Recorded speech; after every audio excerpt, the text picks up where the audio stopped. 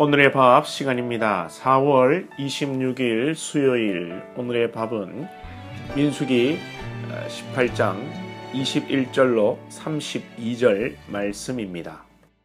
내가 이스라엘의 11조를 레위 자손에게 기업으로 다 주어서 그들이 하는 일, 곧 회막에서 하는 일을 감나니 이후로는 이스라엘 자손이 회막에 가까이 하지 말 것이라. 죗값으로 죽을까 하노라. 그러나 레위인은 회막에서 봉사하며 자기들의 죄를 담당할 것이요 이스라엘 자손 중에는 기업이 없을 것이니 이는 너희 대대의 영원한 율례라. 이스라엘 자손이 여호와께 거제로 드리는 11조를 레위인에게 기업으로 주었으므로 내가 그들에 대하여 말하기를 이스라엘 자손 중에 기업이 없을 것이라 하였노라. 여호와께서 모세에게 말씀하여 이르시되 너는 레위인에게 말하여 그에게 이르라. 내가 이스라엘 자손에게 받아 너희에게 기업으로 준 11조를 너희가 그들에게서 받을 때에 그 11조의 11조를 거제로 여호와께 드릴 것이라. 내가 너희의 거제물을 타작마당에서 드리는 곡물과 포도즙 틀에서 드리는 즙같이 여기리니 너희는 이스라엘 자손에게서 받는 모든 것의 11조 중에서 여호와께 거제로 드리고 여호와께 드린 그 거제물은 제사장 아론에게로 돌리되 너희가 받은 모든 헌물 중에서 너희는 그 아름다운 것 곧 거룩하게 한 부분을 가져다가 여호와께 거제로 드릴지니라. 이러므로 너는 그들에게 이르라. 너희가 그 중에서 아름다운 것을 가져다가 드리고 남은 것은 너희 레위인에게는 타작마당의 소출과 포도즙 틀의 소출같이 되리니 너희와 너희의 권속이 어디서든지 이것을 먹을 수 있음은 이는 회막에서 일한 너희의 보수임이니라. 너희가 그중 아름다운 것을 받들어 드린즉 이로 말미암아 죄를 담당하지 아니할 것이라. 너희는 이스라엘 자손의 성물을 더럽히지 말라. 그리하여야 죽지 아니하리라. 레위인은 성막에서 일하는 자들로 성막에서 제사를 돕고 일반 백성들이 성막에 접근하지 못하도록 성막을 지키고 또 이동할 때는 성막을 걷고 운반하는 또 설치하는 일을 담당하였습니다. 그래서 이들에게는 기업이 분배되지 않았습니다. 기업이 없다는 것은 다른 생계 수단이 없고 또 가나안 땅에 들어가서는 경작할 땅이 없다는 것입니다. 그래서 먹고 살 것이 없는 레위인들에게 하나님께서는 성물이 레위인들의 양식이 되게 하시고 또 백성들이 드리는 11조를 가지고 생활할 수 있도록 하셨습니다. 오늘 본문은 이 내용을 다루고 있고 레위인 또한 받은 11조에서 당연히 또 11조를 드려야 합니다. 오늘 본문에서 백성들이 드리는 11조를 통한 레위인의 생계가 보장되고 있는데 현대에서 11조에 대한 말들이 유튜브에 보면 한 번씩 나오는 것을 보는데 어떤 분들은 11조가 율법이기 때문에 이 신약의 시대에 필요 없다고 이야기하는 분들이 계십니다. 여러분들은 11조를 어떻게 생각하십니까? 11조는 율법이 아니라 신앙 고백입니다. 율법이라서 폐기를 한다면 율법에 포함된 도덕법, 즉 살인하지 말라, 간음하지 말라 이런 여타법은 폐기하는 겁니까? 그래서 율법이기 때문에 11조를 안 해도 된다는 주장은 그 주장이 그럴듯해 보이지만 허술하고 또 성경적이지 않습니다. 11조는 율법에 의해 시작된 것이 아니라 아브라함이 멜기세덱에게 처음 바친 것에서 또 야곱이 서원한 그런 상황 속에서 11조가 율법 이전에 시작되었는데 이 11조라는 것은 여러분 율법이 아니라 신앙 고백이고 자발적인 것입니다. 그래서 여러분들 만약에 여러분들이 11조를 억지로 한다고 하시면 하지 마십시오 라고 저는 늘 여러분들에게 말씀을 드립니다. 억지로 하는 11조 하나님이 안 받으십니다. 그냥 그 고기 소고기 사드시기 바랍니다. 그리고 여러분의 신앙의 심판은 하나님께 받으시면 됩니다.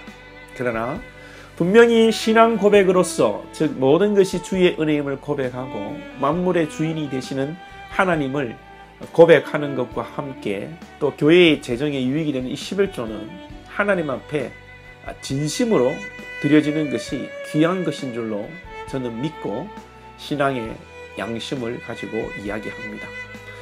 진심으로 드리는 11조라는 것은 그냥 11조의 이 신앙 고백으로 끝나야 합니다. 내가 11조를 드림으로 복받겠지. 내가 이런 생각으로 드리는 11조는 하나님께 배팅하는 것이 하나님께 도박하는 겁니다. 어떤 분들은 말라기의 말씀으로 축복의 수단으로 11조를 말하고 11조를 드리는 분들이 있는데, 말라기 말씀은 하나님께서 하도 답답하셔서 문학적으로 하나님의 심정을 표현한 것이지 11조를 드리면 복 받는다는 것을 가르치는 것이 아닙니다.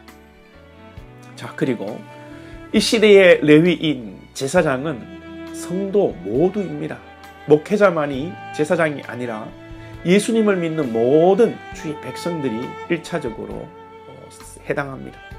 레위인은 성막의 일을 하고 생계 수단이 없는데, 그렇다고 여러분들 보고 매일 레위인처럼 예배하고 생계를 버리고 살아라고 말한 건 아니지요. 어디까지나 이것은 상징성을 가진 것이고 비유입니다. 이것의 의미는 1차적으로 성도들이 하나님을 예배하고 믿음으로 살아갈 때에 하나님께서 먹이시고 입히시고 필요를 공급하신다는 것을 의미합니다.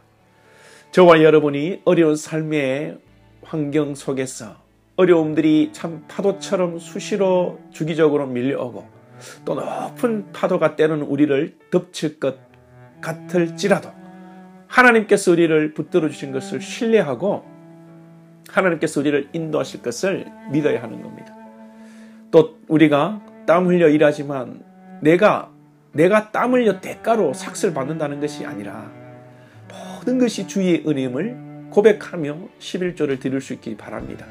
물질만 드리는 11조가 아니라 모든 것이 은혜임을 고백하는 심령의 고백이 진정한 11조의 참된 의미가 될 것입니다. 내가 건강하지 못하다면, 내가 힘이 없고 내가 지식이 없다면 일하여 여러분 수입을 얻을 수도 없는 것입니다. 하나님께서 건강 주시고 힘 주시고 지혜를 주셔서 우리가 일하고 수입을 얻을 수 있는 것입니다. 자, 2차적으로 비유를 볼 때에 교회에서 풀타임으로 일하는 목회자들은 다른 직업이 없고 다른 수입이 없습니다. 오직 교회에서 공급하는 것으로 생활을 하는데, 교회는 목회자들이 먹고 살 걱정을 하지 않고 말씀 연구와 목회와 또 가정을 세워갈 수 있도록 일에 전념할 수 있도록 교회가 돕는 것이 성경적이고 교회적으로도 유익한 것입니다. 이것이 신약에서도 교회와 목회자 사이의 원리입니다. 교회가 재정이 넘친다고 목회자에게 분을 넘치도록 주는 것도 득스럽지 못합니다. 교회가 기업화되어 교회가 재정이 되면 목회자들에게 분에 넘치도록 드리는 경우가 있는데 하나님께서 좋아하실지 모르겠습니다. 반대로 목회자가 먹고 사는 것을 걱정하고 살 때 목회자도 교회도 하나님께서 좋게 보시지 않으실 것입니다. 오늘 마지막 구절에 너희는 이스라엘 자손의 성물을 더럽히지 말라. 그리하여야 죽지 아니하리라. 무서운 말씀이죠. 엘리와 두 아들 홈니와 비느하스가 성물을 함부로 사적으로 취하다가 죽었습니다. 목회자는 겸손히 주님의 공급하심을 기대하며 또 검소하게 살아야 하겠고, 교회는 목회자가 걱정하지 않고 목회에 전념할 수 있도록 살피는 것이 마땅한 줄로 압니다. 우리 모든 교회가 성경의 원리를 따라 건강하게 건전하게 세워져 가기를 오늘도 소망합니다. 기도드리겠습니다. 하나님 아버지 감사합니다. 우리에게 언제나 일용할 양식을 주시고 필요를 따라 공급하시는 하나님, 우리의 모든 것을 채우시고 안성맞춤으로 인도하실 것을 믿습니다. 우리 사랑하는 건속들이 하나님의 이 은혜에 감사하여 10분의 1을 구별하여 진심으로 하나님 앞에 신앙의 고백으로 11조를 드리는 우리 주의 백성들 되게 하시고, 하나님 드림으로 복을 받는 것이 아니라 믿음으로 드릴 때에 하나님께서 주시는 은혜와 축복을 자연스럽게 경험할 수 있는 우리 권속들 되게 하여 주시옵소서. 또 목회자에게 잘 섬길 수 있는 교회가 되게 하시고 목회자는 또 늘 겸손히 하나님 앞에 살아갈 수 있는 목회자의 자세가 될 수 있도록 주님 성령으로 감동하여 주시옵소서. 감사하며 예수님의 이름으로 기도하옵나이다. 아멘.